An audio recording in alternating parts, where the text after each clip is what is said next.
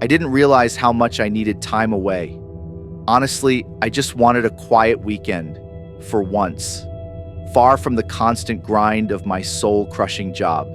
My friend Alex had found this camping spot online, a little clearing in the woods about 2 miles off a trail close to a small river. It wasn't an official campground, but that was part of the appeal. No crowds, no noise, just us in the woods.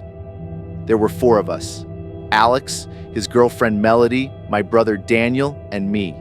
We arrived late in the afternoon. We hauled our gear down the narrow path and set up camp just as the sun began sinking behind the trees. A comfortable feeling of nostalgia came over me, a blanket of contentment and freedom. After 3 hours of getting settled, we spent that first night like most camping trips, cooking s'mores, joking around, telling stories from the past. I even took a few pictures. Melody laughing with marshmallow on her chin, Alex pretending to burn his fingers on the flames, Daniel holding a beer and smirking at the camera. Later, I took one more shot, pointing the lens out toward the tree line where the firelight faded into darkness. Just a moody, artsy picture for the memory.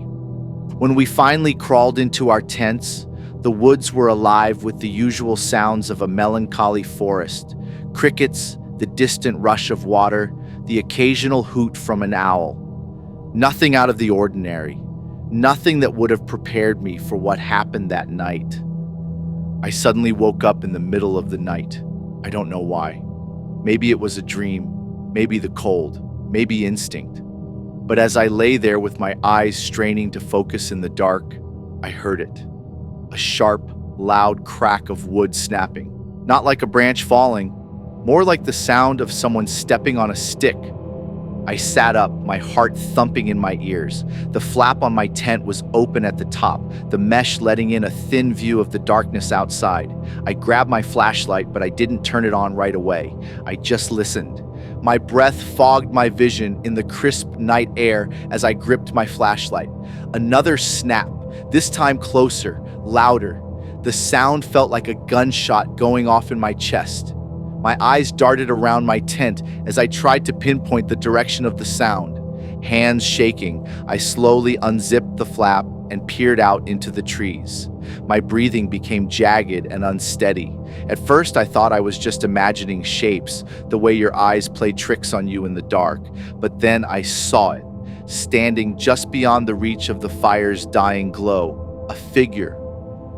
I stared at its pale body contrasting against the dark tree line. Its back was rigid, its shoulders hunched forward as if carrying some immense invisible weight. Its posture was that of something in constant, silent agony. The figure was both too tall and too thin. Its limbs were straight and unbending, like dry, brittle branches, like a creature pretending to be human. I froze. My first thought was that it had to be another camper, someone who'd wandered too close. But no, its stillness was unnatural. It wasn't moving. It wasn't swaying with the trees or shifting its weight. It was just standing. I wanted to wake the others, but some part of me was terrified of making a sound, as if acknowledging it would draw its attention. So I just sat there, paralyzed with fear, watching. The way you do when you've convinced yourself maybe it's nothing, but you know deep down that it isn't. Time seemed to stop as I continued to stare at the still pale figure. My eyes began to sting from not blinking. A dry lump in my throat formed.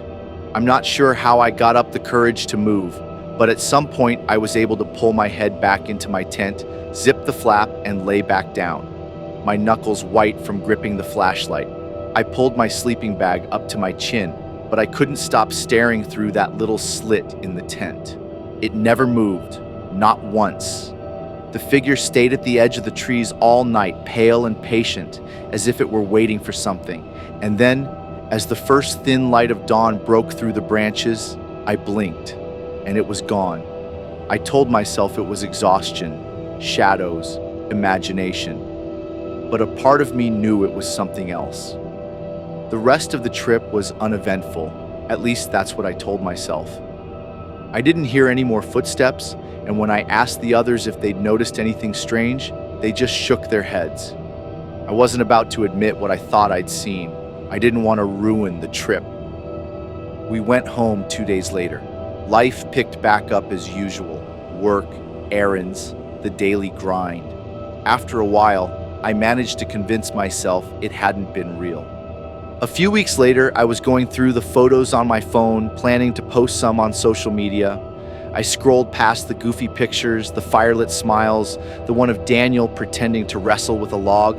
Then I stopped at the shot I'd taken that first night, the one I'd snapped of the tree line without thinking. At first, it just looked like a blurry mess of branches, but then my stomach turned, because in the background, half hidden in the darkness, was the same pale figure, same height, same stiff posture, same emptiness. It had been there from the moment we arrived on the site, watching us. I don't camp anymore. Sometimes when I walk home late at night and the streetlights flicker between trees, I feel that same prickling at the back of my neck, like if I turn quickly enough, I'd see it again, standing too tall, too still, waiting for me to notice.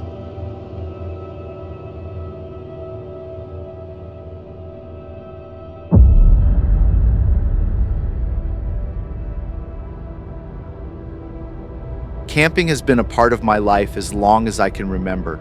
I mean, who doesn't love the smell of pine and the crackle of a fire while being surrounded by nature? Well, maybe not a lot of people, but I sure did enjoy it growing up. I'm pretty sure that's why I was the first one to volunteer when my friends suggested we go camping for the weekend. We chose a little clearing near the river. It wasn't an official campground, just a tucked-away area I'd found while hiking the year before. The river was shallow and calm, barely more than knee-deep in most places, with a sandy bank perfect for setting up our tents. It felt safe, almost ideal. We arrived late afternoon, my friends Carlos, Chris, and Leah. The reflection of the sun stretched across the water as we set up camp. Everything was routine. Tents pitched, firewood gathered, coolers unpacked. You know, the usual. We spent the evening grilling burgers while Carlos started the campfire as we joked about how he had no idea what he was doing. When night came, the forest seemed to settle around us, quiet and heavy. The river reflected the firelight, and the night sky was beautiful, filled with stars. That's when we first heard it. Children's laughter. It was faint, but unmistakable, bright, playful, like kids splashing in a pool. We all froze, looking at each other. Chris chuckled nervously, glancing at the water. "Maybe there's another camp downriver," he said. But the river seemed still, not a ripple on its surface. The sound carried for a few seconds more before fading. We tried to laugh it off, maybe our imaginations, maybe echoes from a cabin further away. We turned in earlier than usual, telling ourselves it was nothing. I woke sometime past midnight. The fire had burned down, and the night was colder than I expected. At first, I thought it was the wind that woke me, until I heard it again. Laughter, this time closer, clearer, like children playing tag or something. Then I started hearing splashes of water, as though somebody were slapping against it. I sat up, scared, and unzipped the tent. The river lay silent, undisturbed, its surface perfectly smooth. But the sound continued, giggles, shrieks, the kind of joy only kids make. It circled the camp. It was impossible to figure out where the sounds were coming from on the river, but it sounded nearby. Leah and I got out of our tents and she said to me, "Do you hear that?" I nodded, too focused on listening. Chris's tent unzipped and got out of his tent, his flashlight pointing out toward the river. "Hello?" he called. "Who's out there?" The laughter stopped instantly. The silence was eerie, not even crickets, just the sound of my heartbeat in my ears.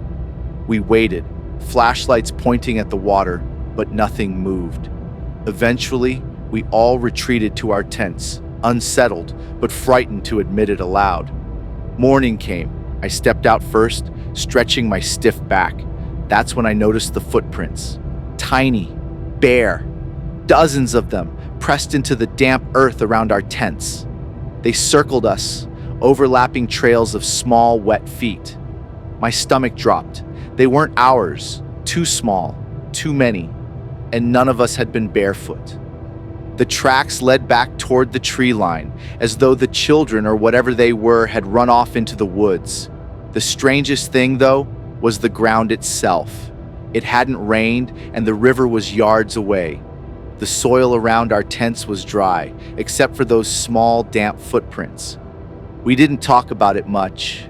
Chris muttered something about raccoons or animals, though he knew as well as I did that no animal made prints like that. Chris was pale, Leah unusually quiet. We packed up camp quickly, deciding we needed to leave. None of us wanted another night there. We hiked back in silence, each of us pretending we weren't shaken. At the trailhead, we said our goodbyes too quickly, the kind of forced cheer that covers unease. By the time I got home, I'd half convinced myself it had been a shared trick of the mind, just tiredness and nerves feeding off each other. But at the same time, I couldn't deny what I have heard and seen that day. I've camped since then, but never by that river. Sometimes my friends and I talk about what happened that night, but they would say the same thing. We are never going back to camp there again. I laughed and said, I wholeheartedly agree.